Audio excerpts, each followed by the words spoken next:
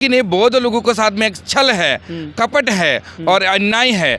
57 दिन से यहाँ पर प्रदर्शन कर रहे हैं बराबर महाबोधि महाविहार मुक्ति आंदोलन के लिए, जो 1949 बीटी एक्ट काला कानून को हटाने के विरोध में। 1949 बीटी एक्ट काला कानून जो है, क्योंकि हमारा जो भारत का जो संविधान है ये 1950 में लागू हुआ। जब संविधान में ये लिखा हुआ है कि जब ये 1950 में जब ये संविधान लागू हुआ, उससे पहले का जितना भी कानून है वो ये संविधान लागू होते सारा कानून निष्क्रिय है। बीटी एक्ट ये बताता है 1949 जो ये काला कानून है, इसमें ये किया है 4 बौद्ध है कमेटी में और 4 ब्राह्मण है। और इसमें क्या हुआ, 4 बौद्ध और 4 ब्राह्मण और जो ये डिस्ट्रिक्ट मजिस्ट्रेट है गया डिस्ट्रिक्ट का, वो डिस्ट्रिक्ट मजिस्ट्रेट इसको पदेन अध्यक्ष है। तो आज हमारी मौजूदगी बोध गया के जो बौद्ध मंदिरों को लेकर यहाँ पे प्रदर्शन चल रहा है। लगभग आज 57 दिन हो चुका है, 9 अप्रैल तक 57 दिन हो चुका है। बौद्ध मंदिरों को लेकर बौद्धों को कहना है कि बौद्ध मंदिरों का जो भी हक है वो बौद्ध लोगों को दिया जाए, किन्हीं और लोगों को हक नहीं दिया जाए। इसमें इन्हीं चीज़ों को लेकर हम यहाँ पे बातचीत करने के लिए आए हैं। हमारे साथ एक बौद्धिस्ट हैं, चलिए हम उनसे कुछ बातचीत करते हैं और उनसे बातचीत के बाद क्या निर्णय निकलता है आप वीडियो के माध्यम से देखिएगा ज़रूर। और नमस्कार। नमस्कार सर, कैसे हैं सर? मैं ठीक हूँ, बिल्कुल। यहाँ पे आप लोग कितना दिन से लगभग प्रदर्शन कर रहे हैं? हम लोग 57 दिन से यहाँ पर प्रदर्शन कर रहे हैं बराबर महाबोधि महाविहार मुक्ति आंदोलन के लिए, जो 1949 बीटी एक्ट काला कानून को हटाने के विरोध में।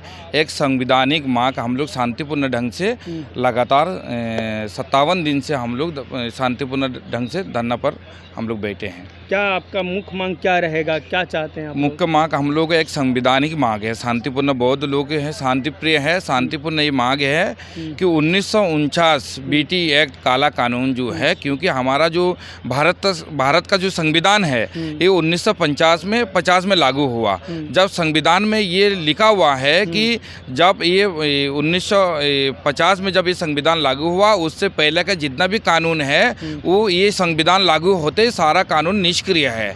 एकमात्र ये 1949 बीटी एक्ट काला कानून महाबोधि महाविहार का ही ये नहीं निष्क्रिय किया गया। इस एक्ट में क्या क्या है व्यूअर्स को बताइए, इस एक्ट में क्या क्या कमियां हैं? इस एक्ट को पहली बात तो ये एक्ट जब संविधान लागू होता है ये एक्ट पूरा ध्वस्त हो जाता है, निष्क्रिय हो जाता है। लेकिन ये बौद्ध लोगों के साथ में एक छल है, कपट है और अन्याय है। हम एक शांतिपूर्ण ढंग से संवैधानिक मांग पे हम लोग आ रहे हैं और इसलिए हम लोग 57 दिन से शांतिपूर्ण ढंग से यहाँ पर तमाम हजारों की संख्या में यहाँ धरना प्रदर्शन लगातार चल रहा है। हम लोगों को ये जो बीटी एक्ट है इसको बारे में आपको भी जानना पड़ेगा और हमको भी जानना पड़ेगा, समझना पड़ेगा ये बात क्या है। बीटी एक्ट ये बताता है 1949 जो ये काला कानून है, इसमें ये किया है 4 बौद्ध है कमेटी में और 4 ब्राह्मण है। और इसमें क्या हुआ, 4 बौद्ध और 4 ब्राह्मण और जो ये डिस्ट्रिक्ट मजिस्ट्रेट है गया डिस्ट्रिक्ट का, वो डिस्ट्रिक्ट मजिस्ट्रेट इसको पदेन अध्यक्ष है। और क्या हो गया इसमें 4 बौद्ध 4 ब्राह्मण और जो यहाँ जिला प्रशासन आता है ये पहले ये बीटी एक्ट में ये पहले उल्लेख था कि यहाँ हिंदू ही आएगा। अगर इस किसी कारण से अगर हिंदू के बिना कोई मुसलमान आ गया, कोई बौद्ध आ गया, कोई क्रिश्चियन और भी कोई सिख ईसाई आ गया तो क्या होगा, वो यहाँ का अध्यक्ष नहीं होगा। उस परिस्थितियों में वो जो 4 ब्राह्मण है उसी में किसी को अध्यक्ष बनाने का ये प्रावधान था। लेकिन बाद में इसको देखते हुए फिर ये जो हिंदू शब्द ये हटा दिया गया वहाँ से। अभी जो है 4